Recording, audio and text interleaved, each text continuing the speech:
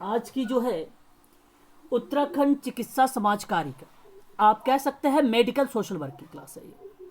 और medical social work में अगर यूनिट नंबर 6 आप पढ़ेंगे तो यूनिट नंबर 6 में आपको मिलता है रिसर्च का पार्ट। और रिसर्च के पार्ट में मैं आप लोगों से समाज कार्य अनुसंधान क्या है बड़े अच्छे से बता चुका हूँ। उसी के क्रम में अगर आप रिसर्च पढ़ रहे हैं, हालांकि सिलेबस में मेंशन नहीं है वेरिएबल, चर वेरिएबल नहीं है, मेंशन नहीं किया गया आपके सिलेबस में, लेकिन आप जाने इसके बारे में भी हो सकता है क्वेश्चन बना दे, अब हो सकता है। तो मैं आपको पहले बता दूं कि वेरिएबल्स कहते किसे हैं, चर होता क्या है। ये ज़्यादा से 5 मिनट क्लास लूंगा बस, ज़्यादा से ज़्यादा। अनुसंधान चर एक वैज्ञानिक प्रयोग ऐसे कारक हैं जिन्हें जांच के दौरान मापा जा सकता है, हेर फेर किया जा सकता है और बदलने की संभावना होती है। जैसे वेरिएबल्स प्रेक्षण, प्रेक्षण समझ रहे होंगे आप लोग, ऑब्जर्वेशन, और अनुभव के आधार पर किसी व्यक्ति, वस्तु, घटना और विचार के प्रति जो आप सामान्यीकृत करते हैं, सामान्यीकृत समझ रहे हैं, जनरलाइजेशन होता है वो, जो आप लोगों घटनाओं में विश्लेषण कर रहे हैं आप, जो व्यक्तियों के बारे में पूरी एक्सप्लेन विस्तृत जानकारी ले रहे हैं आप, विचारों के प्रति जो आप सामान्यीकरण की धारणा बना रहे हैं आप, वही आपका चर होता है, वही आपका वेरिएबल्स होता है। हिंदी में इसको, इंग्लिश में वेरिएबल्स कहते हैं। तो किसी भी व्यवस्थित और वैज्ञानिक अनुसंधान के सिद्धांत की स्थापना के लिए कुछ विशिष्ट अवधारणाओं का उपयोग करना आवश्यक होता है आप सबके लिए। तो अगर मैं आप सबसे बात करूं, वही आपका वेरिएबल्स होता है। और वेरिएबल्स होते जो हैं परीक्षण के लिए वो कई टाइप के होते हैं। देखिए यहां पे भी और चीजें मिलेगी। हर एक एक चर किसी चीज, एक चर वह चीज है जो विभिन्न संख्यात्मक और श्रेणीबद्ध मूल्यों को ले सकती है और चर अनुसंधान परियोजना के भीतर महत्वपूर्ण महत्व की अवधारणा का प्रतिनिधित्व करता है। ऐसी अवधारणा है जो अनुसंधान की परिकल्पना का निर्माण करता है। अभी आप देखेंगे कि कौन कौन से इसमें वेरिएबल्स होते हैं, ठीक है। अब वेरिएबल्स की परिभाषा अगर हम बात करते हैं पोर्टो एंड गार्डे के अकॉर्डिंग, तो कहते हैं विज्ञान में इन्होंने कि एक चर किसी भी तत्व, स्थिति, कारक को नियंत्रित किया जाता है, एक जांच के भीतर विधिक या मापा जा सकता है, उसे हम चर कहते हैं। चर किसको कहते हैं? मापन के लिए, निरीक्षण के लिए किया जाता है। और ध्यान रखना, प्रेक्षण हो या अनुभव के आधार पर किसी व्यक्ति या वस्तु, घटना या विचार के प्रति जो सामान्यीकृत कर रहे हैं वो भी वेरिएबल्स है, वो भी वेरिएबल्स है, ठीक है। तो ये आप सभी के लिए था वेरिएबल्स के टाइप, एक प्रकार के वेरिएबल्स के चर थे, ठीक है। याद रखेंगे आप सभी लोग, 2008 का ही था परिभाषा। शोधकर्ता ने विभिन्न चरों के बीच संबंध स्थापित करने के लिए प्रयोग करते हैं चर का। जब आप शोधकर्ता हैं, आप रिसर्चर हैं, आप सामाजिक कार्यकर्ता, शोधकर्ता हैं, शोधकर्ता के रूप में भी जाने जाते हैं, तो आप विभिन्न चर के बीच, अब सोच रहे हैं चर है कौन कौन सी चीजें, अभी मैं बताऊंगा चर कौन कौन से है, टेंशन ना ले आप लोग। चर के बीच संबंध स्थापित करने का जो प्रयोग करते हैं, और कारण और प्रभाव के संबंधों की जब तलाश करने की बात होती है, उसकी खोज करने की बात होती है, तो उसे हम लोग चर बोलते हैं।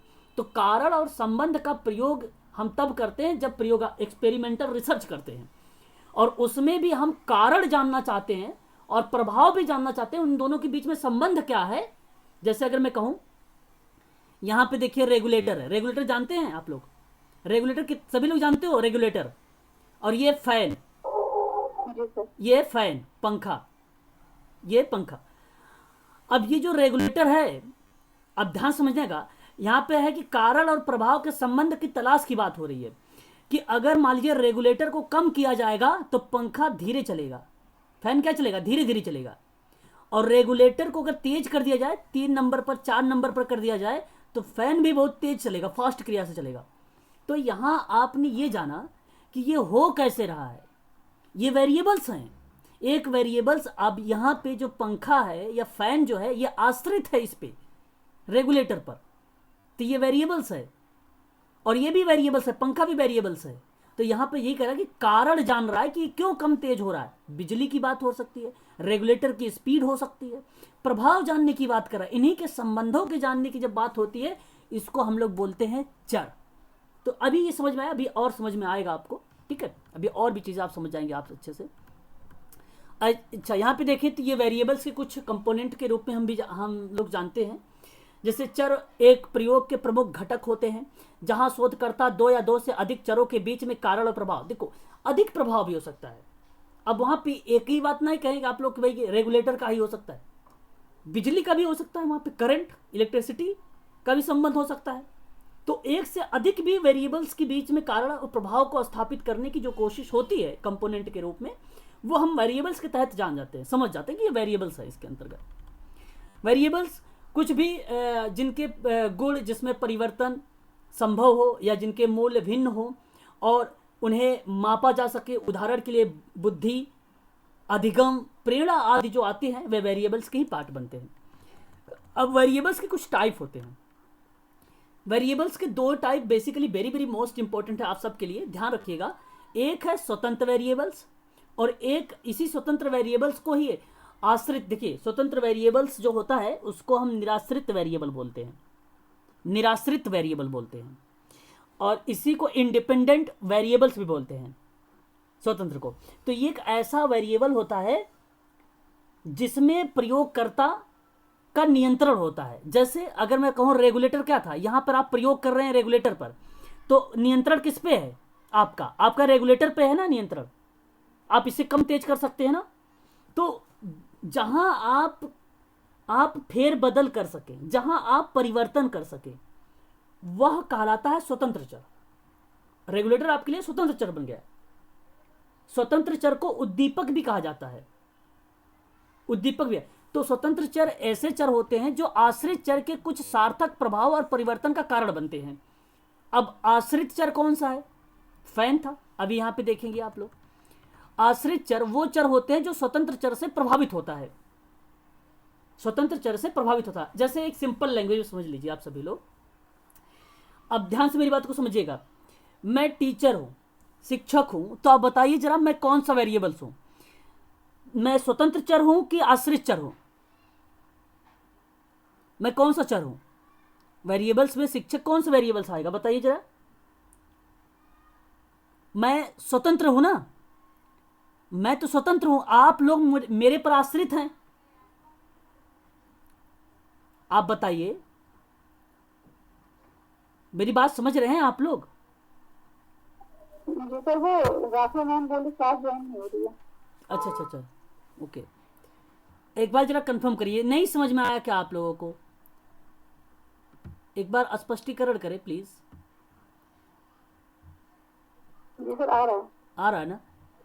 जिसे यहाँ मैं आप लोगों से स्वतंत्र चर की बात कर रहा हूँ और आश्रित चर के बारे में चर्चा कर रहा हूँ आप लोगों से, ठीक है। तो यहाँ आप लोगों से मैं यही कहूँगा कि ध्यान रखें आप सभी लोग कि जो स्वतंत्र चर होता है इस पर प्रयोगकर्ता का नियंत्रण होता है, चाहे परिवर्तन कर सकता है चाहे परिवर्तन ना करे, और ये प्रयोग पर आधारित होता है। जैसे मैं एक सिंपल उदाहरण लेता हूँ स्वतंत्र चर के बारे में, मेरी बात को ध्यान से समझिए आप सभी लोग। जैसे मैंने कहा कि भाई मान लीजिए मैंने कहा मेडिसिन, जैसे कोविड-19 के बारे में आप सभी लोगों ने सुना है अच्छे तरीके से। तो मेडिसिन आप जानते होंगे 100 mg की होती है, 500 mg का होता है, 350 mg का होता है ना मेडिसिन। अब आपको भाई मान लीजिए किसी व्यक्ति पर कोविड-19 का प्रभाव है, तो आपने उसे 100 mg की दवा दिया, तो परिवर्तित कौन हुआ है? डिपेंडेंट। अब ये इसका प्रभाव किस पर पड़ा, इस तरह के समझे, इस दवा से प्रभाव किस पर पड़ा है? इस कोविड-19 वाले व्यक्ति पर। और ये जो कोविड-19 वाला व्यक्ति पर प्रभाव पड़ा है, इसी को तो हम बोलेंगे डिपेंडेंट। और ये डिपेंडेंट है ना, ये आश्रित है इस पर ना, आप लोग मुझ पर आश्रित हो ना। तो इसी वेरिएबल्स को हम बदल भी सकते हैं। अब मान लीजिए ये 100 mg की दवा काम नहीं की, हम क्यों बोल लेते हैं अभी फेर बदलाव कर सकते हैं, हेर फेर कर सकते हैं। तो अगर काम नहीं करेगी 100 mg की, तो 500 mg की दवा देंगे हम उसे, ताकि वो परिवर्तित हो, उसका बिहेवियर परिवर्तित हो, ठीक है। तो ये था आपका, इसे आप लोग ध्यान रखेंगे अच्छे से। आगे हम बात करते हैं आश्रित चर के बारे में। आश्रित चर क्या होता है? अच्छा, आश्रित चर या एक अध्ययन या मापन किया जाता है, यह स्वतंत्र चर पर निर्भर होता है। ये इसमें प्रभाव देखा जाता है, प्रभाव कितना पड़ा है, पंखे पर प्रभाव कितना पड़ा था, कोविड-19 का जो व्यक्ति था उस पर कितना प्रभाव पड़ा था, तो वो तो आश्रित था, इंडिपेंडेंट वेरिएबल था, ठीक है। कारण है स्वतंत्र चर यहां पे, तो कारण तो स्वतंत्र चर था, ठीक है, क्योंकि कंट्रोल कर रहा था पंखे को, अगर हम बात करें तो, या कोविड-19 को कंट्रोल कर रहा था, तो ये था आपका, ठीक है। इसे आप लोग ध्यान रखेंगे एक अच्छे तरीके से, आप सभी लोग, ठीक है। आगे हम बात करते हैं। देखिए कोई ज्वाइन हो रहे हैं, शायद वो ज्वाइन नहीं हो पा रहे हैं, है ना, कोई नहीं, समय से आया करें आप सभी लोग, है ना। तो यहां तक आप सभी लोगों को अच्छे तरीके से, भली भांति तरीके से समझ में आ गया होगा, है ना। चलिए आगे बढ़ते हैं इसी क्रम में अब हम सभी लोग, ठीक है। चलिए, तो ये दो वेरिएबल ध्यान रखें। एक देखिए स्वतंत्र चर में अगर हम बात करें बुद्धि, स्वतंत्र चर जो होता है ये एग्जाम्पल माना जाता है, बुद्धि को स्वतंत्र चर माना जाता है, और आश्रित चर को माना जाता है शैक्षणिक उपलब्धि को, शैक्षणिक उपलब्धि को माना जाता है, ठीक है। इसे आप लोग ध्यान रखेंगे थोड़ा सा, ठीक है। चलिए आगे बढ़ते हैं और हम नेक्स्ट टॉपिक लेते हैं, हाइपोथेसिस। हम पढ़ेंगे अब थोड़ा सा परिकल्पना के बारे में। परिकल्पना होती क्या है, तो कोई बताना चाहेगा मुझे, जो है परिकल्पना कहते किसे हैं? कोई भी लोग जरा मुझे बताएं, परिकल्पना किसे कहते हैं? परिकल्पना अगर हम बात करें, और भली भांति तरीके से आप लोग परिचित भी होंगे, कि शोध की प्रक्रिया में किसी समस्या के संभावित समाधान कर रहे हैं, और जब किसी संभावित समाधान के रूप में दो या दो से अधिक चरों के संबंध को बताते हैं आप लोग, और उसी कथन को या उसी स्टेटमेंट को हम प्रकल्पना कह देते हैं। तो परिकल्पना, प्रकल्पना, परिकलन, तर्क के लिए किसी बात की कल्पना करना या अनुमान लगाना, ये सभी के सभी स्टेटमेंट परिकल्पना के ही अंतर्गत आते हैं, हाइपोथेसिस के ही अंतर्गत आते हैं। ये आपके सिलेबस में मेंशन है। परिकल्पना सिंपल शब्द में कहूं, अपनी मर्जी से ना करके संबंधित साहित्य के आधार पर जो किया जाता है वो परिकल्पना होता है, वो परिकल्पना होता है। अब समझ में आया आपको कि और भी इसे आसान करूं? बताएं, अगर आप कहेंगे तो इससे भी आसान कर दूंगा परिकल्पना में। चलिए समझ में अगर आपको आ गया तो ठीक है।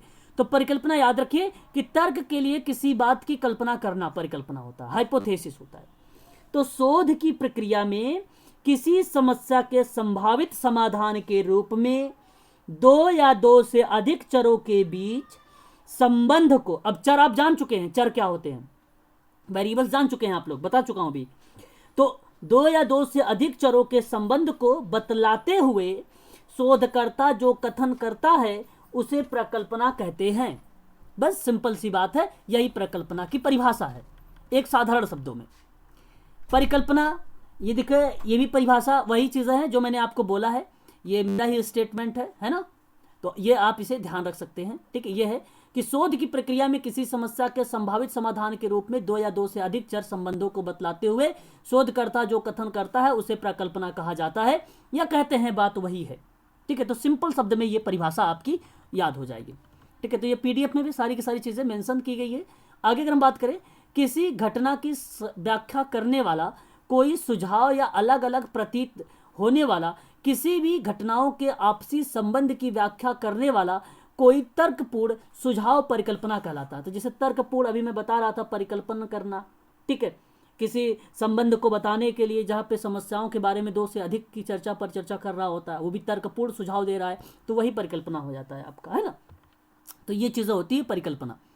आगे हम बात करते हैं परिकल्पना को अगर संधि विच्छेद करें, इसको तोड़े, तो परि प्लस कल्पना होता है। आप लोग भली भांति तरीके से जानते होंगे, परि प्लस कल्पना। परि का मतलब होता है चारों ओर, कल्पना का अर्थ होता है सामान्य अनुमान में यहाँ पर, ठीक है। तो अनुमान का मतलब ही होता है कल्पना, है ना। तो परिकल्पना किसी भी अध्ययन को प्रारंभ करने से पहले बनाई गई योजना को ही रिप्रेजेंट करती है परिकल्पना। तो परिकल्पना अगर हम बात करें तो परिकल्पना द्वारा किसी भी विषय या समस्या के बारे में पूर्वानुमान लगाया जा सकता है और अध्ययन की योजना बनाई जा सकती है, ये परिकल्पना होती है। सामाजिक अनुसंधान में परिकल्पना का विशेष महत्व होता है, ठीक है। तो ये भी इंपॉर्टेंट पॉइंट्स हैं सारी की सारी। परिकल्पना में अगर हम प्रोफेसर MP श्रीनिवासन के अनुसार परिभाषा के माध्यम से समझें तो ये कहते हैं कि परिकल्पना सामाजिक अनुसंधान में, यहाँ पे में होगा, ठीक है, अनुसंधान में सत्य की खोज के लिए बनाई गई काल्पनिक एवं अनुभव एक रूपरेखा है जो सत्यता की जांच और खोज करता है, और यह अनुसंधान के आधार का स्तंभ होता है या होती है। तो इसी को हम लोग बोल देते हैं परिकल्पना।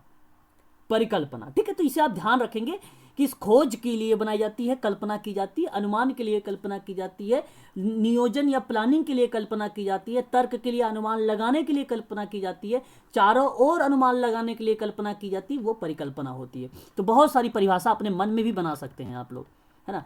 अगर हम बात करते हैं लुंडबर्ग का, तो इन्होंने कहा है कि उपकल्पना, उपकल्पना का मतलब होता है परिकल्पना या हाइपोथेसिस, बात एक ही होती है, ठीक है। तो लुंडबर्ग ने कहा कि उपकल्पना एक सामाजिक काम चलाओ सामाजिकरण है। तो सामाजिकरण में यहाँ पे छोटी ई की मात्रा नहीं होगी, बड़ी ई की मात्रा होगी। सामाजिकरण है जिसकी सत्यता की परीक्षा अभी बाकी है, ठीक है। बिल्कुल प्रारंभिक स्तरों पर उपकल्पना कोई भी अनुमान, विचार, सहज ज्ञान अथवा कुछ और भी हो सकता है जो कि अनुसंधान का आधार बन जाता है। तो कभी कभी काम चलाओ सामाजिकरण पे जहाँ पे सत्यता की परीक्षा की जाती है, वो कहा जाता है कि ये परिकल्पना है। तो ये लुंडबर्ग कहते हैं, ठीक है। तो सबकी अलग अलग परिभाषाएं हैं, परिभाषाओं से स्पष्टीकरण मैं कर रहा हूँ आप लोगों का, कॉन्सेप्ट केवल। गुड्डे एंड हार्ट के अकॉर्डिंग बात करें तो इन्होंने कहा कि उपकल्पना की एक बात का वर्णन करती है कि आगे क्या देखना चाहते हैं। कल्पना भविष्य की ओर देखती है और यह एक तर्कपूर्ण वाक्य है जिसकी परीक्षा की जा सकती है, ठीक है। और यहाँ अगर हम बात करें कि यह सही भी हो सकती है, गलत भी हो सकती है। यहाँ पे यह लिखा है, यस नहीं होगा, ये यह होगा, ठीक है, यह, ठीक है। क्लियर हो रहा है, ये यह होगा, ठीक, इसे सही कर लीजिएगा, या यह है। तो यह सही भी हो सकती है, गलत भी हो सकती है परिकल्पना, ठीक है। अभी हम देखेंगे सही गलत कैसे होगी, ठीक है। स्केटस कहते हैं कि उपकल्पना का आस्था रूप में सत्यम आना, या एक प्रकार से आप ये कह सकते हो कि लाया गया कथन है, सत्यता पर आधारित, ठीक है, आस्था के रूप में। तो आस्था के रूप में सत्यम लाना या आना गया कथन है जिसके आधार पे उस समय एक नवीन सत्य की खोज के आधार पर बनाया गया है। तो ये स्केटस बोलते हैं अपने परिभाषा में कि आस्था के रूप में सत्यम पर आधारित ये चीजें होती है और नवीन सत्य की खोज करेगा, नवीन जानकारी के बारे में बताएगा, ठीक है। तो ये उपकल्पना है। उपकल्पना में अगर हम बात करें तो प्रारंभ पर विचार होता है। जैसे अगर हम बात करें, इस पर किसी भी प्रस्ताविक अनुसंधान कार्यक्रम पर आधारित किया जा सकता है और इसके द्वारा कारण परिणाम के संबंध को स्थापित किया जा सकता है। इससे किसी भी प्रकार के तथ्यों या घटनाओं के सिद्ध या प्रमाणित किया जा सकता है। यह अनुभव और मान्यताओं पर आधारित होता है। इसका मुख्य रूप से किसी सामाजिक समस्या और सामाजिक परिवर्तन के अध्ययन के लिए अधिक प्रयोग भी किया जा सकता है। तो ये एक उपकल्पना का हम प्रयोग कह सकते हैं या विचार कह सकते हैं। स्टार्टेड में ये सारी चीज़ें हमारे मन में आनी चाहिए, सामाजिक परिवर्तन को लेकर, मान्यताओं को लेकर, इत्यादि चीज़ों पर हमें विचार करना चाहिए। उपकल्पना के बारे में अगर हम बात करूँ विशेषताओं के बारे में, तो ये स्पष्टता भी बताता है। अस्पष्टता का मतलब आप भली भांति तरीके से समझ लीजिए कि अस्पष्टता क्या बताती है उपकल्पना, कि एक अच्छी उपकल्पना की अवधारणा के रूप में अगर देखा जाए तो अस्पष्ट होना जरूरी है। वैज्ञानिक पद्धति का कोई भी स्तर क्यों ना हो, उससे अस्पष्टता का होना अति आवश्यक है। फिर भी उपकल्पना वैज्ञानिक पद्धति का प्रथम स्तर माना जाता है। तो जब आप उपकल्पना कर रहे हैं तो वो स्पष्टीकरण होना चाहिए, उसमें शुद्ध होना चाहिए, क्लियर होना चाहिए, ठीक है। ऐसा नहीं कि उसमें जो है अगर हम बात करें कन्फ्यूजन वाले शब्द डाल दें आप, ठीक है, और वैज्ञानिक पद्धति का ही प्रयोग नहीं किया आपने चरण को यूज करना था, क्रमबद्धता का, आपने उसका यूज ही नहीं किया, तो वो विशेषता नहीं बताता। तो जब ये कभी चरण वगैरह आए, अगर क्रमबद्धता के बारे में बात करें तो आप तुरंत समझ जाना कि वो स्पष्टता को रिप्रेजेंट कर देगा, ठीक है। आगे अगर हम बात करते हैं विशिष्टता के बारे में, विशिष्टता भी होती है। तो एक अच्छी उपकल्पना दूसरी उल्लेखनीय विशेषता होती है या होनी भी चाहिए। यह सामान्य ना होकर अध्ययन विषय के किसी एक पहलू के संबंध में होता है। तो कहने का तात्पर्य ये हुआ कि सामान्यता ना देखकर इसे एक विषय के परिप्रेक्ष्य में देखा जाता है। एक कोई पॉइंट ऑफ व्यू होता है। जैसे अगर आपने कोई क्लाइंट आपके पास आया तो उसकी विशिष्टता आप उसके परिप्रेक्ष्य में देखेंगे और उसका जब परिप्रेक्ष्य होगा तो वो विषय बन जाएगा आपके लिए। सामान्यता अगर आप बात करेंगे तो सामान्यता में नहीं होता है कभी भी परिकल्पना होती है विशिष्टता में, ठीक है। और वहीं पर ही सत्यता की जांच हो पाती है। हालांकि कठिन है लेकिन आप आसानी से कर पाएंगे तब भी वहां पर। आगे अगर हम बात करते हैं प्रयोग सिद्धता के बारे में, एक अच्छी उपकल्पना की तृतीय उल्लेखनीय विशेषता है, मतलब एक तीसरे नंबर की विशेषता है ये, और ये है आपका प्रयोग। तो इस विशेषता से हमारा ये मतलब नहीं है कि उपकल्पना में किसी आदर्श को प्रस्तुत करने का प्रयास ही ना किया जाए, बल्कि इसका संबंध ऐसे विचार से होना चाहिए जिसकी सत्यता की जांच वास्तविक तथ्यों पर वास्तविक प्रयोग के आधार पर की जाए। तो प्रयोग ऐसा करें आप लोग, एक्सपेरिमेंटल ऐसा चीज़ें पे करें जो वास्तविक तथ्य हो, वास्तविक प्रयोग हो आपका, ठीक है, रियल का वो चीज़ें होनी चाहिए। ऐसे नहीं कि कोई किसी भी चीज़ों पर आप चलो एक्सपेरिमेंटल करना शुरू कर दिया तो वो वैलिड ही नहीं होगा, पहली बात तो, ठीक है। रिसर्च भी आपको करना है जो चीज़ें मान्य होगी। आगे अगर हम बात करते हैं तो उपलब्ध प्रविधियों का संबंध बताता है, ये भी एक प्रकार की विशेषता ही बताती है। तो एक श्रेष्ठ तथा उपयोगी उपकल्पना का उल्लेखनीय विशेषता यह भी है कि उसकी सत्यता परीक्षण उपलब्धता प्रविधियों के द्वारा हो। वास्तव में जैसा कि आप सभी लोगों को पता हुआ, गुड्डे हॉट ने लिखा है कि सिद्धांत पद्धति एक दूसरे के विरोधी नहीं है। जो सिद्धांत का यह नहीं जानता है कि उसकी परिकल्पना की जांच हित में कौन कौन सी प्रविधियां उपलब्ध हैं, तो उपयोगी प्रश्नों का निर्माण असफल रहता है। कहने का तात्पर्य ये हुआ कि अगर आप किसी सिद्धांत या पद्धति का प्रयोग कर रहे हैं और वहाँ पर वो दोनों सही तरीके से नहीं बन पा रहा है, आपका सही तरीके से डेटा नहीं मिल पा रहा है, तो वहाँ आपका रिसर्च जो होगा वो आपका हो जाएगा असफल, और आपको जब आप सफल हो जाएगा तो वो रिसर्च आपकी बेकार हो जाएगी। तो इसके लिए कहता है कि आप अगर प्रविधियों का प्रयोग करेंगे अच्छे से तो आपका जो रिसर्च होगा वो अच्छा होगा।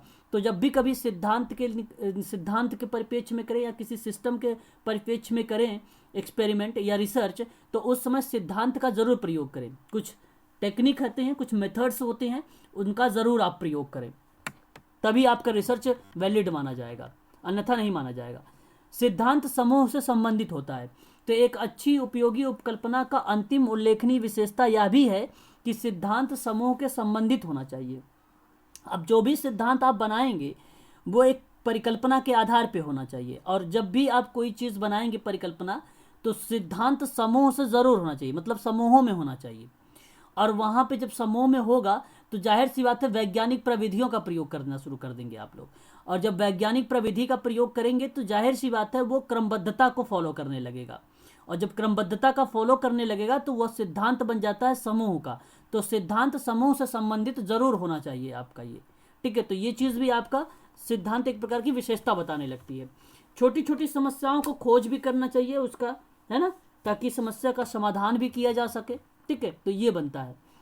आगे अगर हम बात करते हैं परिकल्पना या उपकल्पना या हाइपोथेसिस के टाइप, तो एक होता है कार्यकारिणी परिकल्पना, एक होता है नल हाइपोथेसिस, एक होता है वैकल्पिक हाइपोथेसिस, ठीक है। यानी कार्यकारिणी परिकल्पना होती है, शून्य परिकल्पना होती है, वैकल्पिक परिकल्पना होती है।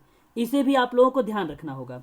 तो ये प्रश्न बन जाता है कि शोध की प्रक्रिया में किस प्रकार की परिकल्पना की परीक्षण की आवश्यकता होती है। अगर आपसे प्रश्न इस तरीके से आए कि शोध की प्रक्रिया में किस प्रकार की परिकल्पना का परीक्षण की आवश्यकता होती है, तो ध्यान रखिएगा परीक्षण केवल कार्यकारिणी परिकल्पना पे होगी और नल हाइपोथेसिस पे होगी, अल्टरनेट पे नहीं होगा, वैकल्पिक परिकल्पना पे नहीं होगा परीक्षण। ध्यान रखें, ये very very most important point है, आप लोग कॉपी पर अपने मेंशन कर सकते हैं, ठीक है। तो ये ध्यान रखिएगा कि इसका परीक्षण नहीं होता है, परीक्षण होता है कार्यकारिणी, जिसको वर्किंग हाइपोथेसिस बोलते हैं, और इसको नल हाइपोथेसिस बोलते हैं। इन्हीं दोनों पर परीक्षण किए जाते हैं, ठीक है। आगे हम बात करते हैं क्या क्या चीज़ें और आती हैं कि शोध की प्रक्रिया में, देखिए यहाँ पे लिखा हुआ है कि शोध की प्रक्रिया में किस प्रकार की परिकल्पना का परीक्षण की आवश्यकता होती है, प्रश्न में आ जाएगा आपसे, और आपसे लिख देगा ऑप्शन में। ये प्रश्न यूजीसी में पूछा गया था सोशल वर्क में, तो इसे आप लोग ध्यान रखिएगा, कार्यकारिणी परिकल्पना पे होता है और नल हाइपोथेसिस पे होता है, ठीक है। इसे आप लोग ध्यान रखेंगे। आगे अगर हम बात करते हैं इसी नेक्स्ट पॉइंट पर चर्चा करें, तो कार्यकारिणी परिकल्पना असत्य हो जाती है। तो ध्यान रखिएगा, जैसे मैंने अभी आपको बताया ना, एक वर्किंग हाइपोथेसिस होता है, नोट देखिए ध्यान से, स्क्रीन पर देखिए, मैंने यहाँ पे लिखा है वर्किंग हाइपोथेसिस, और एक होता है नल हाइपोथेसिस, और एक होता है अल्टरनेट हाइपोथेसिस।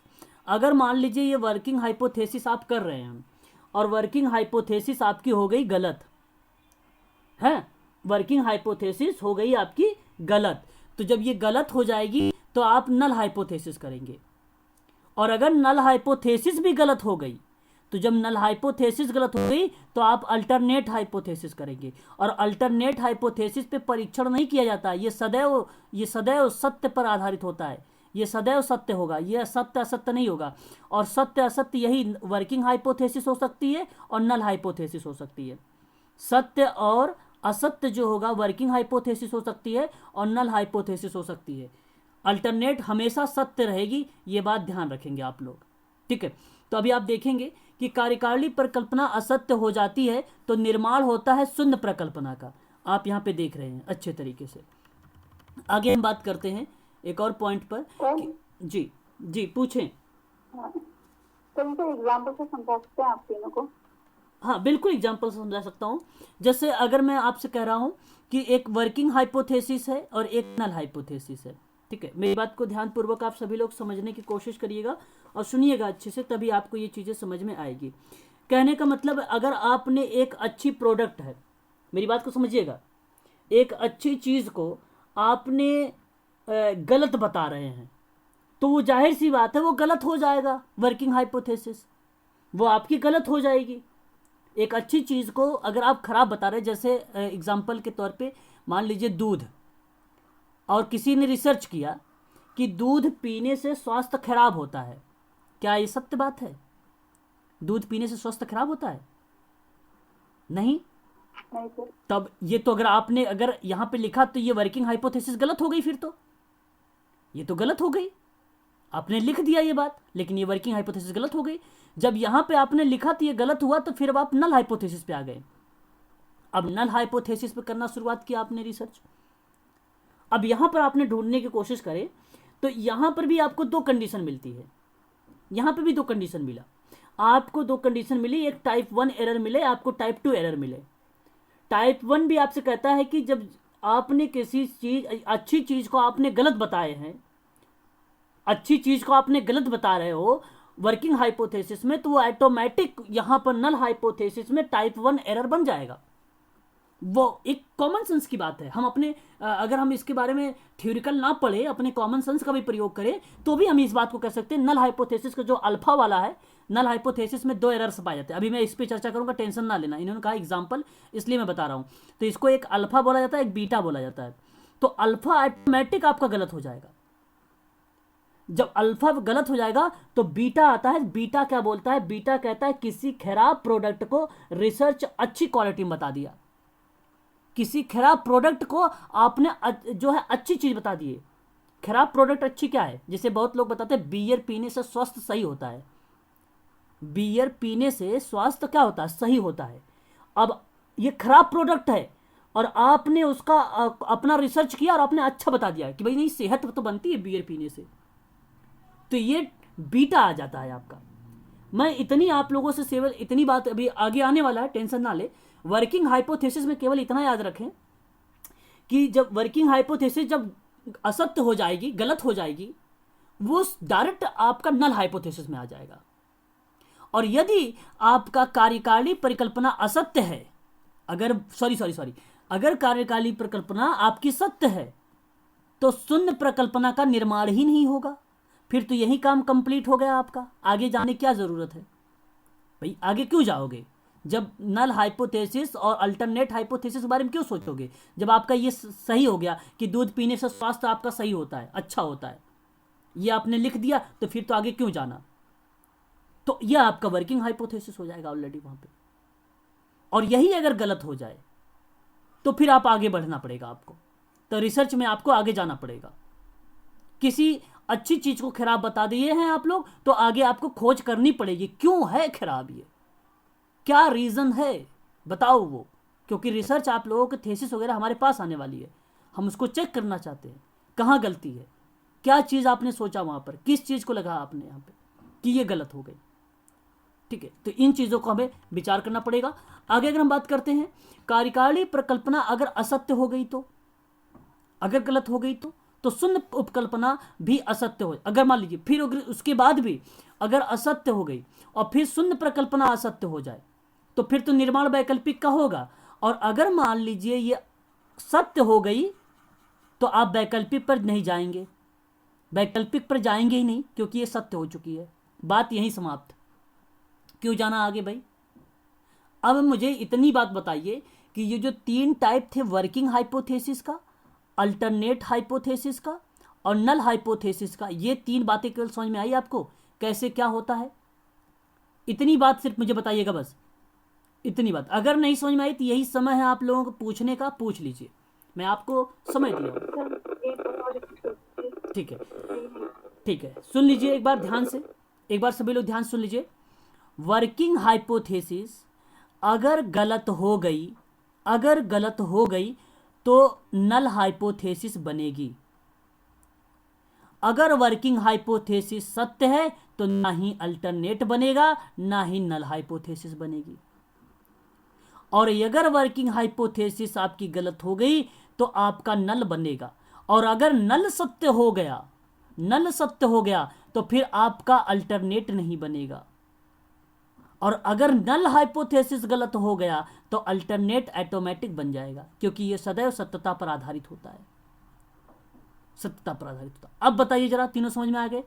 यही बात मैं समझाना चाह रहा हूं बस। आगे अभी बहुत सारी बातें आने वाली है, उस पर चर्चा करूंगा, इसी से संबंधित है। अच्छा, स्टेप बाय स्टेप अपने कन्वर्ट हो जाती है सर ये? हाँ, स्टेप बाय स्टेप। जैसे आप मान लीजिए एक एग्जांपल, जैसे आपको क्या करना है, ये रिसर्च का पार्ट है।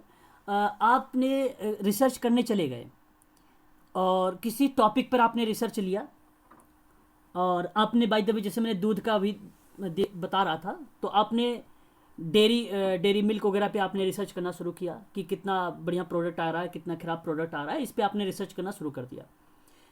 आप दिल्ली यूनिवर्सिटी या जामिया यूनिवर्सिटी से आप रिसर्च कर रहे हैं। आपने अपने थेसिस में मेरी लिखा, तरफ से आप आगे बढ़ जाइए। ओके ओके, समझ में आ गया ना आप लोगों को, सभी लोगों को? जी जी। चलो बहुत बढ़िया है, बहुत बढ़िया है, आगे बढ़ते हैं। अब देखिए यहाँ पे मैंने लिखा भी है, यहाँ पर मेंशन भी किया है कि अगर कार्यकाली अगर यहाँ पे उपकल्पना लिखना चाहिए था मुझे, ठीक है। कार्यकाली उपकल्पना जो है सत्य भी हो सकती है, असत्य भी हो सकती है।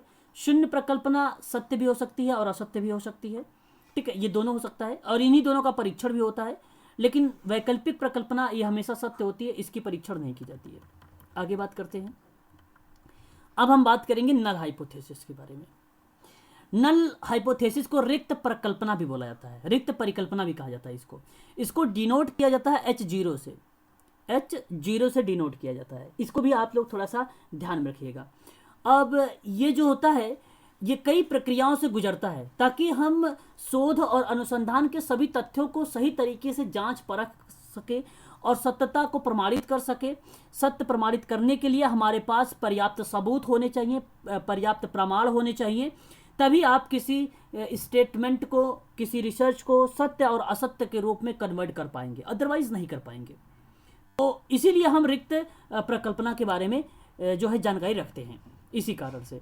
आगे अगर हम बात करते हैं, यहाँ पे जो है नल हाइपोथेसिस कहते किसे हैं, तो शून्य प्रकल्पना वैकल्पिक प्रकल्पना की प्रतिलोम है, एक प्रकार सा विलोम शब्द है, जिसमें हम यह कल्पना करते हैं कि दो या दो से अधिक चर के बीच में आपस में कोई भी संबंध नहीं है, और इसी को हम शून्य प्रकल्पना कहते हैं। जब किसी दो या दो से बीच में कोई संबंध ही नहीं है आपस में, तो ऐसी प्रतिक्रिया पे हम लोग इसको नल हाइपोथेसिस के रूप में जान जाते हैं। सपोज मेरी एक बात को बहुत ध्यान से समझिएगा, जब दो या दो से अधिक चरों के मध्य कोई सार्थक अंतर ना हो, उसे हम नल हाइपोथेसिस बोलते हैं। जब दो या दो से अधिक चरों के मध्य में कोई सार्थक अंतर ना हो तो उसको हम नल हाइपोथेसिस बोलते हैं। एग्जाम्पल से समझिए एक बार आप सभी लोग। मैंने आप लोगों से एक एग्जाम्पल के माध्यम से समझाया कि भाई आप गए रिसर्च करने, और रिसर्च में आपने बालक बालिकाओं के सार्थक अंतर को जानने की कोशिश किया, बालक और बालिकाओं के सार्थक अंतर को जानने की कोशिश किया आपने। तो जब इस तरीके की कोई प्रतिक्रिया होती है तो वहां पे आपने देखते हैं रिसर्च में कि वो नल हाइपोथेसिस है कि नहीं। सपोज बालिका की उपलब्धि बालकों से अच्छी है। मेरा प्रश्न को बहुत ध्यान से समझिएगा। बालिका जो है, बालिका मतलब लड़की, ध्यान समझिएगा, ये चर है, बालिका चर है। बालिका की उपलब्धि जो है, उपलब्धि बालकों से अच्छी है। मेरी बात को समझिएगा, बालकों से अच्छी है। तो आपने यहां पर क्या बात बताई, यहां पर अगर आप कहते हैं, सपोज मान लीजिए आप लोग यहाँ पे जो बालक एक चर है वह आपको डिनोट कर लीजिए आप लोग इसे x2 से। बालक को आप डिनोट कर लीजिए, बालक और बालिका, यहाँ पे मैं बालक लिख देता हूँ, ठीक है, समझिएगा अच्छे से। इस बालक को मैं डिनोट कर देता हूँ x से, x1 से। इस बालिका को डिनोट कर देता हूं x2 से, है ना। समझिएगा, अब हमने इस पे अध्ययन किया तो बालिका की उपलब्धि बालकों से अच्छी है, बालकों से अच्छी है, तो बालक तो x1 है और बालिका से अच्छी है तो x2 है, ये बन गया। तो यहां पे तो अंतर आ गया, यहां तो अंतर आ गया, अंतर हुआ कि नहीं अंतर हुआ, अंतर हो गया यहां पे। लेकिन अगर मैं कहूं कि बालक बालिका के उपलब्धि का सार्थक अंतर नहीं है, जब दो या दो से अधिक चर के मध्य में कोई सार्थक अंतर ही ना हो तब बालक और बालिका बराबर हो जाएंगे, तब बालक और बालिका बराबर हो जाएंगे। मैं कहूं कि बालक और बालिका का जो सार्थक अंतर है वो बराबर का है, मतलब समानता की है, बात समानता की है। तो आप ऐसे लिखते हैं ना, यक्स बराबर x1 बराबर x2। अब बताइए इन दोनों जब बराबर हैं तो कोई रिसर्च बन रहा है, तो यहाँ पे तो बराबर हैं, और जब बराबर होंगे तो जीरो होगा। मान लीजिए 80 लड़के थे और 80 लड़की थी, तो बताइए दोनों में अगर आप माइनस करेंगे तो जीरो आंसर नहीं आएगा, तो नल हाइपोथेसिस हुआ कि नहीं हुआ, तो ये तो जीरो होगा, कोई अंतर ही नहीं है इसमें। तो नल हाइपोथेसिस बना कि नहीं बना, बताइए एक बार सभी लोग। जीरो बन जाएगा ना, बिल्कुल बन जाएगा यार। हाँ, तो जब कोई अंतर नहीं होगा तो नल हाइपोथेसिस हो जाएगा फिर तो ये है नल हाइपोथेसिस। इसको हम डिनोट करते हैं H0 से, H0 से। और चर जो मैं बार बार आप लोगों से बोल रहा हूं, ये वेरिएबल्स बालक बालिकाएं के रूप में आ रहा है, बालक बालिकाओं के रूप में आ रहा है, पुरुष महिला के रूप में हो सकता है, ठीक है, ऐसे भी बन जाते हैं कभी कभी क्वेश्चंस, है ना।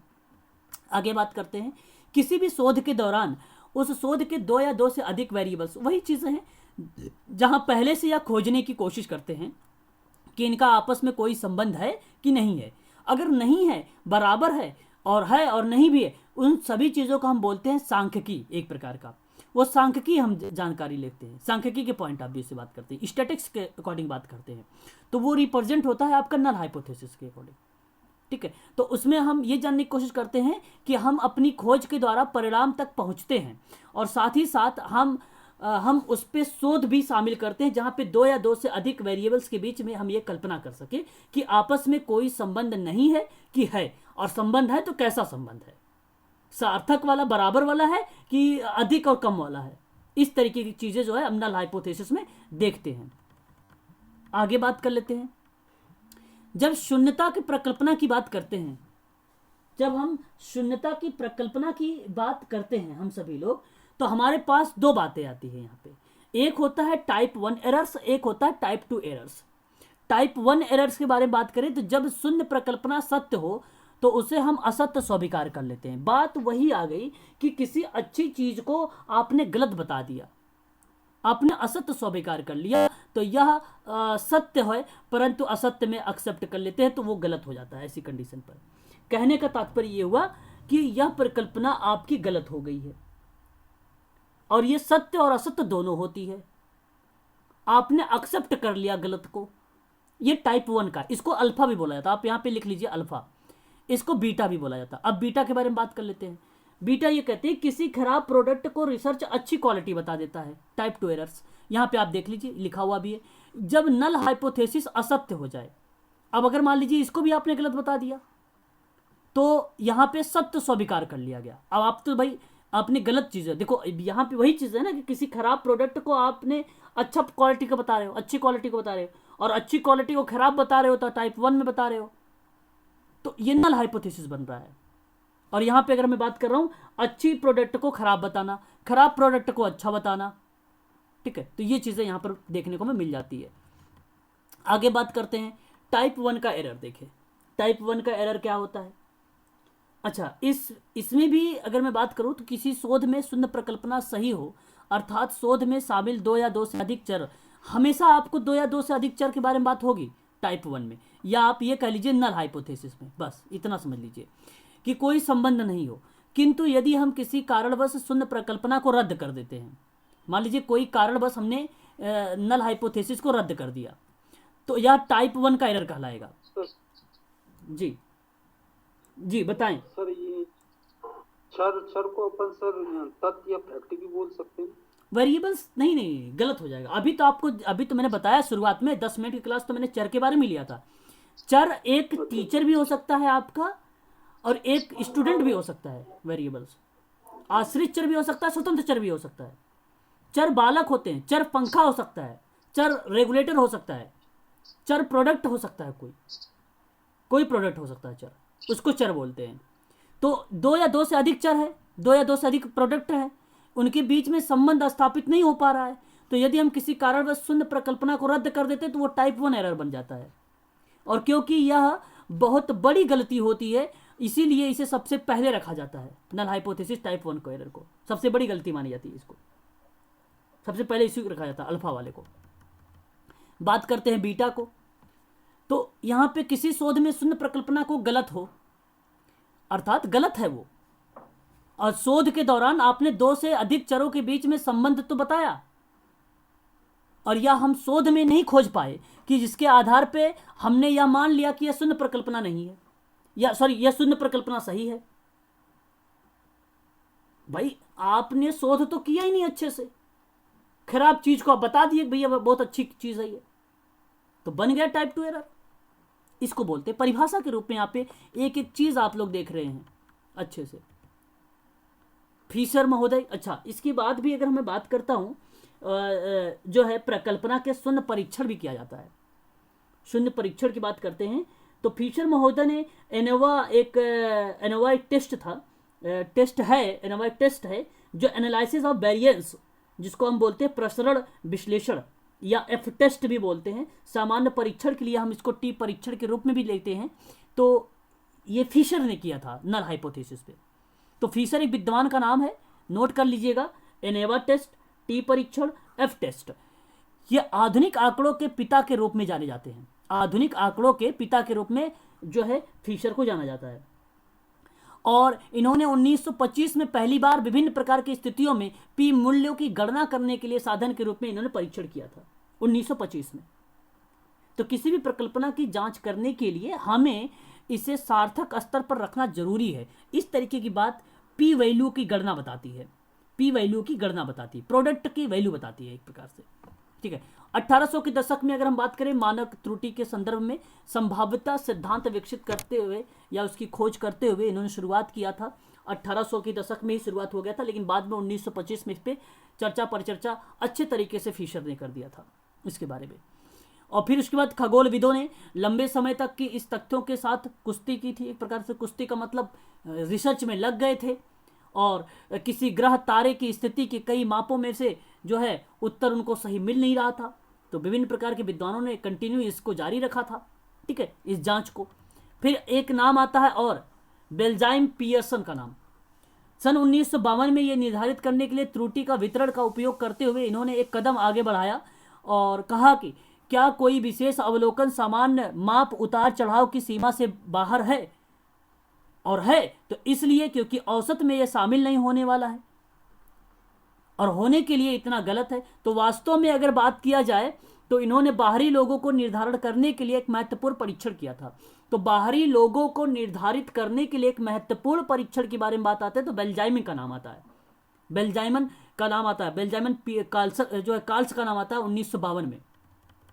हालांकि उससे पहले कार्ल पियर्सन का नाम आता है। इसको ची काई स्क्वायर भी बोलते हैं, काई स्क्वायर भी बोला जाता है इसको, ठीक है। 1900 में कार्ल पियर्सन ने दिया और टेस्ट प्रकाशित किया, इस टेस्ट को दिया और इसका उपयोग निर्धारित करने के लिए किया गया कि क्या गिनती का डेटा एक सेट के लिए विशेष रूप में वितरित हो सकता है, या उसको फिट करने के लिए काई स्क्वायर दिया। तो यहाँ पर इन्होंने एक प्रत्याशित और एक आवृत्ति के बारे में चर्चा किया था। दो शब्द ध्यान रखिएगा, आवृत्ति या आप अप्रत्याशित फ्रीक्वेंसी के बारे में चर्चा किया था, दो शब्दों के बारे में काई स्क्वायर में इसका उपयोग किया था इसने। कहाँ पे? नल हाइपोथेसिस में। किस लिए? सैद्धांतिक विवरण के लिए। फिर किसी भी प्रकल्पना की जांच करने के लिए हमें सार्थक स्तर की जांच करना पड़ता है, और ये सारे के टेस्ट जितने थे इन सारे टेस्ट को करने के लिए ये सारी चीज़ों की जरूरत पड़ती है। किसी भी प्रकल्पना की जांच करने के लिए हमें इन टेस्टों की जरूरत पड़ती है। टेस्ट की सार्थकता स्तर हमेशा विश्वसनीयता होता है। एक बार प्रश्न आ गया था, सार्थकता स्तर हमेशा विश्वसनीय होना चाहिए। ध्यान रखेंगे आप सभी लोग, हमेशा विश्वसनीय होना चाहिए। सार्थक स्तर के जो मान थे वो बेसिकली दो टाइप के मान बनाए गए। सार्थकता स्तर पर विश्वसनीय जो मान थे वो दो टाइप के बनाए गए थे। अब आपके सामने एक प्रश्न है, ये प्रश्न एक बार यूजीसी में पूछा गया था। मैं एक बार मिनिमाइज करता हूँ थोड़ा सा, आप लोग इस प्रश्न को देखें, फिर मैं इस प्रश्न को सॉल्व करवाऊंगा। अभी सिर्फ प्रश्न को देखना है आप लोगों को, अभी करना कुछ नहीं है। मैं प्रश्न को पढ़ता हूँ, ध्यान से सुनिएगा। प्रश्न आपसे कह रहा है कि किसी शोध में, किसी विषय के शोध में कार्य करते समय प्रदत्त विश्लेषण के पश्चात शोधकर्ता एक निष्कर्ष मान किसी 2.01 प्रदर्शित होता है, तो इसका तात्पर्य क्या होगा। ये प्रश्न आप कर पाएंगे, लेकिन अगर यहीं से अगर आप मेरी बात को बहुत ध्यानपूर्वक सुनेंगे तब, और नहीं सुन पाएंगे तो इस प्रश्न ऐसे प्रश्न एग्जाम में आते हैं, आप गलत कर जाएंगे। ऑप्शन ए था आपका शून्य प्रकल्पना 0.01 स्तर पर अस्वीकृत हो गया था। शून्य प्रकल्पना 0.05 स्तर पर अस्वीकृत हो गई थी। ऑप्शन सी कार्यकारी प्रकल्पना 0.01 स्तर पर अस्वीकृत हो गई थी। कार्यकारी प्रकल्पना 0.05 स्तर पर अस्वीकृति हो गई थी। क्या इस प्रश्न का कोई जवाब मुझे बताएगा? बाकी मैं अभी आपको इस पर चर्चा करूंगा। किसी को पता है इस प्रश्न का जवाब? किसी भी व्यक्ति को पता है क्या? मुझे बताएंगे? नहीं पता, नो टेंशन। नहीं मालूम है तो बता सकते हैं आप लोग, कोई बात नहीं। अभी इस प्रश्न के बारे में हम जानेंगे अच्छे से। चलिए अब अभी हम इस प्रश्न के बारे में अच्छे से समझेंगे हम सभी लोग। अभी मैंने आपको कहा कि 2 स्तर, मेरी बातों को बहुत ध्यानपूर्वक सुनिएगा, समझिएगा आप सभी लोग। यहाँ पर देखिए अच्छे से, यहाँ पर मैं बात कर रहा हूँ आपसे स्तर नंबर 1। ध्यान रखिएगा सभी लोग, ये मैंने आपसे ये बात कर रहा हूँ सार्थकता स्तर पर जब कोई विश्वसनीय मान निकाला जाता है तो 2 प्रकार बनते हैं, उसके 2 स्तर बनते हैं। एक स्तर 1 बनेगा और एक स्तर 2 बनेगा। ध्यान रखिएगा, एक स्तर 1 बनेगा, एक स्तर 2 बनेगा। मैं पहले चर्चा करूंगा स्तर 1 के बारे में, लेवल 1 के बारे में।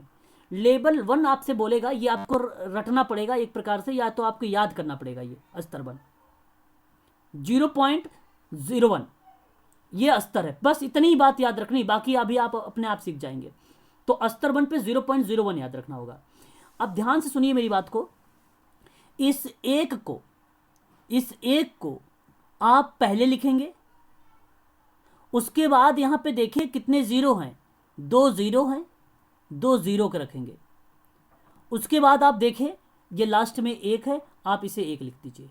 बस इतना ट्रिक अपनानी है आपको। और इसमें आपको मैंने शुरुआत में बोल दिया सार्थकता स्तर हमेशा विश्वसनीय होना चाहिए।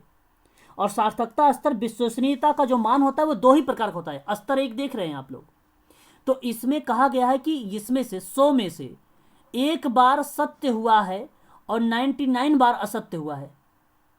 1 बार आपका सत्य हुआ है, 99 बार आपका असत्य हुआ है।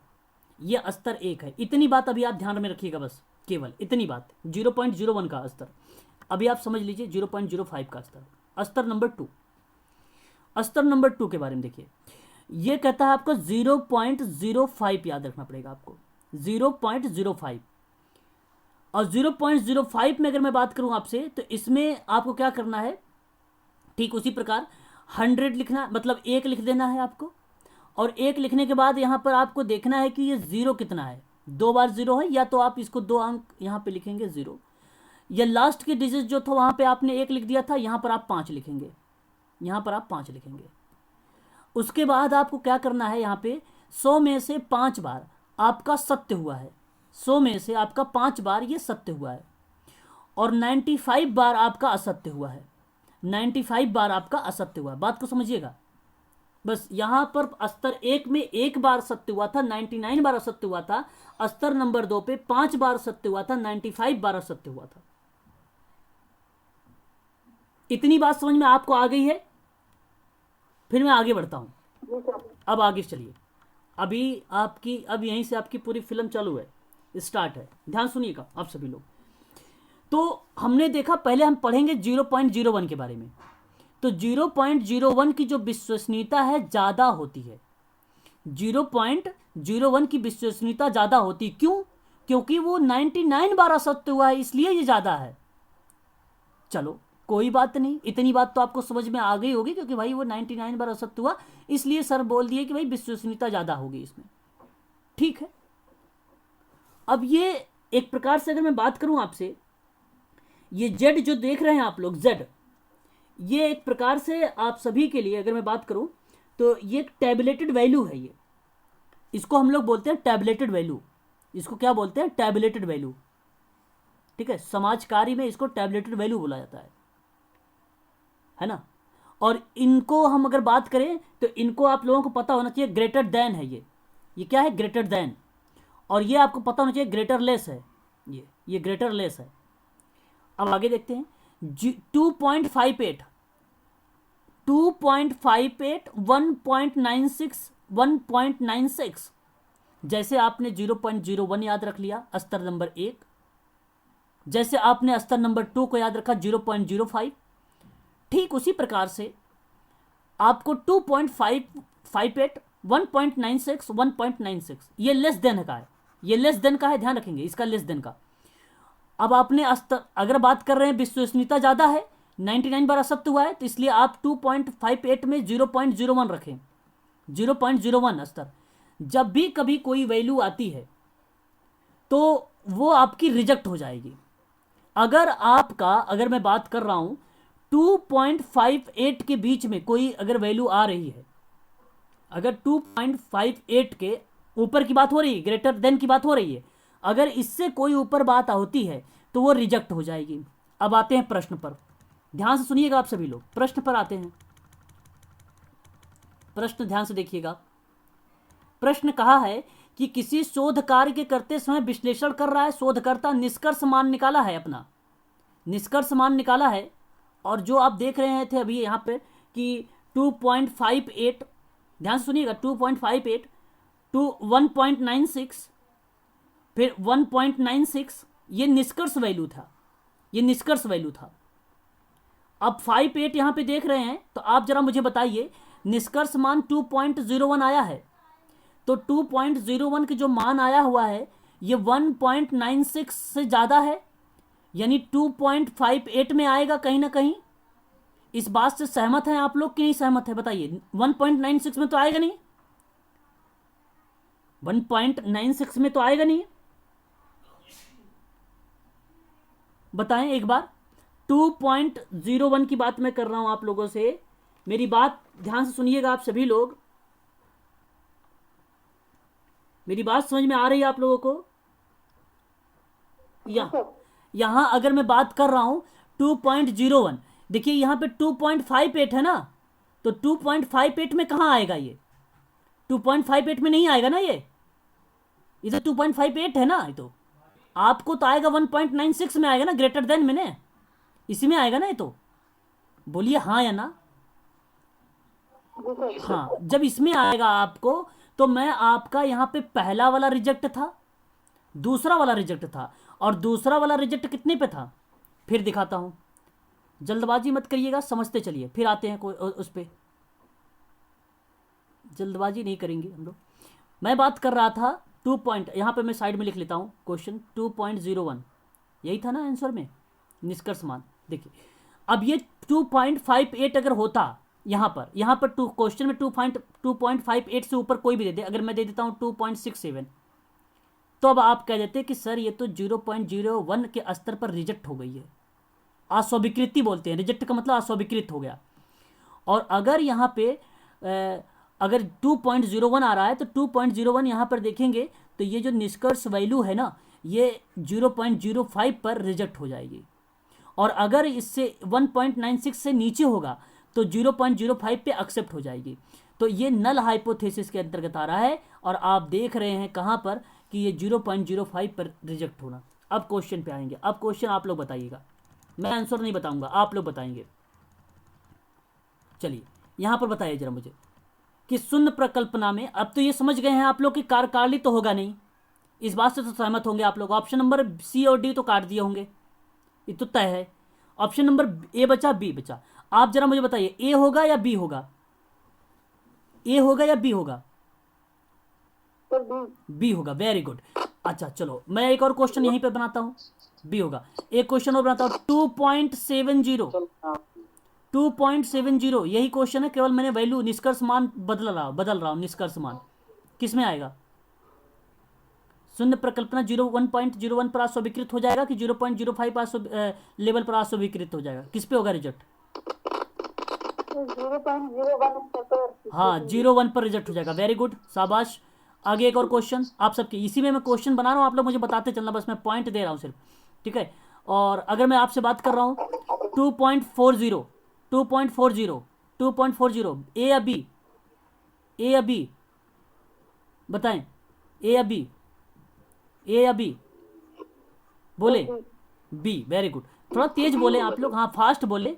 1.98 सर 1.98, लेकिन यहाँ पे भी बोलिए स्वीकृत हो जाएगा, फिर एक्सेप्ट भी बोलिए, एक्सेप्ट बोलिए। अगर 1.98, हाँ निष्कर्ष मान 1.98 का अगर मैंने बताया है, और वो भी न्यूनतम बता देता हूँ, मैंने क्वेश्चन भी अधूरा कर दिया था, न्यूनतम मुझे बोलना चाहिए था कम में, तब आप बोलते। न्यूनतम अगर मैं बोलता, न्यूनतम लिखा रहेगा और 1.98, तो फिर वो स्वीकृत होगा, स्वीकृत होगा।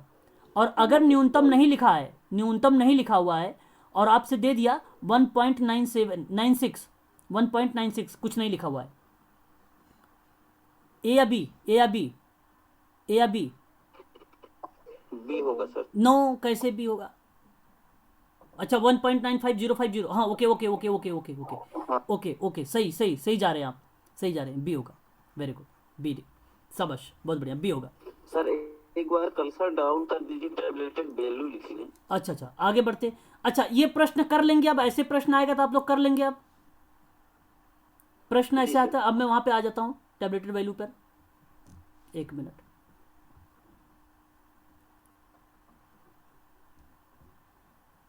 एक मिनट, ठीक है, देखिए यहां पर देखिए, तो यहां पे अगर 2.58 आता है तो 0.01 पर रिजेक्ट हो जाएगी। 1.96 पे अगर 0.5 होगा तो वहां पे ये स्तर पर रिजेक्ट हो जाएगी। 1.96 से कम आएगा तो 0.05 पर वो क्या हो जाएगा? एक्सेप्ट हो जाएगी। अच्छा याद रखना ये 0.5 होगा, 0.1 नहीं होगा शायद, तनुजा मैम इसको ध्यान रखिएगा, एक्सेप्ट हो जाएगा। तो अच्छा इसी को हम लोग निष्कर्ष मान बोलते हैं, इसको हम लोग निष्कर्ष मान जो है निष्कर्ष मान के रूप में इसको हम लोग जानते हैं, ठीक है, इसको निष्कर्ष मान के रूप में हम इसको जानते हैं। हमारा ये कैलकुलेटेड वैल्यू होता है, हमने ये कैलकुलेट किया है, क्या किया है? ये कैलकुलेटेड वैल्यू होता है, नोट कर लीजिएगा इसे, जेड को कैलकुलेटेड वैल्यू। और बुक में जो दिया हुआ है, जो किताबों में दिया हुआ है, वो टैबलेटेड वैल्यू है आपका, ये टैबलेटेड वैल्यू। अब मैं आपको बता देता हूं, आप लोग ध्यान से सुन लीजिए। ऐसा मान जो किताबों में दिया हो उसको टैबलेटेड वैल्यू कहेंगे। जब आप स्वयं शोध की प्रक्रिया में कोई जोड़ घटाव की बात करते हैं, और जोड़ घटाव की बात कोई करते हैं, तो वो आपका कैलकुलेटेड वैल्यू होता है। क्या होता है? वो कैलकुलेटेड वैल्यू होता है वो आपका। चलिए आगे बढ़ते हैं। यहाँ पे देखिए, तो जब आप शोध करके कुछ ना कुछ मान निष्कर्ष निकालते हैं, निष्कर्ष मान, अभी देखो प्रश्न में लिखा हुआ था निष्कर्ष निकाले, तो ये आपका जेड था, ठीक है, और ये आपका ग्रेटर देन है, ये आपको पता है। ये आपका टैबुलेटेड वैल्यू है, या इसको टैबुलेशन वैल्यू भी बोला जाता है, ठीक है, ये है। और बाकी तो ये मान आपको पता है, जो दो स्तरीय या दो विश्वसनीय स्तर पर मान की बात किया गया। और ये रिजेक्ट है, जिसको आप स्वीकृति या अस्वीकृति के नाम देते हैं। एक्सेप्ट भी आता है ना। अब शोध के समय दो प्रकार के मान होते हैं। एक टैबुलेटेड वैल्यू, ऐसा मान जो किताबों में दिया हो, अस्थायी होता है। एक कैलकुलेटेड वैल्यू, जब आप स्वयं शोध की प्रक्रिया में जोड़ घटाव प्रारंभ करेंगे, और कैलकुलेटेड वैल्यू उसको कहेंगे। और ये अस्थायी, ये घटाव जो है, घटाव भी किया जा सकता है, बढ़ाया भी जा सकता है, ये होता है, ठीक है, ये चीज़ें हो जाएंगी। और टैबुलेटेड वैल्यू जो होते हैं वो किताबों में होते हैं, जैसे ये आप लोगों को किताबों में मिलेंगे। सार्थक स्तर ये आपको पता है, और ये आपका जो है कैलकुलेटेड वैल्यू है, ये आपको पता हो गया, ठीक है। तो मैंने हर एक स्टेप को स्पष्टीकरण करके आप लोगों को बताया है। अच्छा, मेरा एक प्रश्न है, प्रश्न आपके सामने 2.61 आया है, तो नल हाइपोथेसिस रिजेक्ट होगी या एक्सेप्ट होगी, और किस लेवल पर? अगर 2.67 आया है, प्रश्न ये मेरा, बताएं, नल हाइपोथेसिस रिजेक्ट होगा और किस स्तर पर? 2.67 आया है भाई, बोलो ना। 0.0 स्तर पर जो है, 0.01 स्तर पर रिजेक्ट हो जाएगा, अस्वीकृत हो जाएगा, बोलो ये। और अगर 1.95 आया हुआ है, तो 95 कम है, इससे कम हो गया, इससे 96 तो ग्रेटर देन है ना, ये तो ग्रेटर देन है, तो ग्रेटर लेस आ गया, तो ये होगा। तो बताइए जरा, ये एक्सेप्ट होगा कि नहीं होगा? 0.05 स्तर पर एक्सेप्ट हो जाएगा ये। तो ये इसलिए ये दो प्रश्न आपका कंप्लीट हो गया। यहाँ पर भी आगे बढ़ते हैं। किताबों के मान को क्या कहेंगे? ऑप्शन में आपके 4 है, बताएं, किताबों के मान को क्या कहेंगे? Tabulated value. टैबुलेटेड वैल्यू कहेंगे। किताबों के मान को हम लोग क्या बोलते हैं? Tabulated value. Option A correct हो जाएगा। एक और प्रश्न लीजिए, जेड का मान क्या होता है? टैबुलेटेड वैल्यू होता है कि कैलकुलेटेड वैल्यू होता है? जेड का मान क्या होता है? टैबलेटेड वैल्यू होता है सर। कैलकुलेटेड वैल्यू होता है। जेड का मान, कैलकुलेटेड वैल्यू हाँ, कैलकुलेटेड वैल्यू होता है। ऑप्शन बी करेक्ट हो जाएगा। ओके, आगे बात करते हैं। बस इतनी चीज़ें आप लोग देखे रहिए। कल हम एनपीसी के बारे में थोड़ा सा चर्चा करेंगे, उसके बाद फिर मैं आप लोगों को सैम्पलिंग के बारे में बताऊंगा। एनपीसी को बताते हुए सैम्पलिंग पर चलूंगा कल। ये था आज का हाइपोथेसिस। इसकी पीडीएफ आपको टेलीग्राम पे प्रदीप जी मिल गई है। आप टेलीग्राम पे देखिए, आप देखते नहीं हैं पीडीएफ। और मैं एक चीज़ बता रहा हूँ कि इस यूनिट के समाप्त होने के बाद 100 क्वेश्चंस आप सभी के लिए मेडिकल सोशल वर्क पर लेकर आ रहा हूँ। ध्यान रखिएगा, 100 क्वेश्चंस रहेंगे आप सभी के लिए, ठीक है? इसलिए आप सभी लोग उसको जरूर अटेंड करिएगा। चलिए आज के लिए बस इतना ही।